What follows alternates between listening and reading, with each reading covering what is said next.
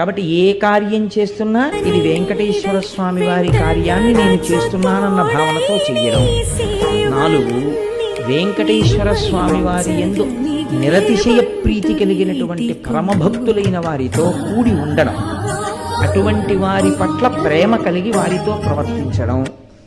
5, వెంకటేశ్వర సంబంధమైనటువంటి విశేషములను పరమభక్తి కలిగినటువంటి వారి నోటి గుండా ప్రవచనం జరుగుతున్నప్పుడు లేదా వారు పలుకుతున్నప్పుడు, అటువంటి భక్తులైన వారు మీతో ఏకాంతమునందు సంభాషించవచ్చు, అన్ని వేళలా ప్రవచనం అక్కర్లేదు, అటువంటి మాటలు విని చాలా సంతోషాన్ని పొందగలిగినటువంటి స్థితిని పొంది ఉంటా.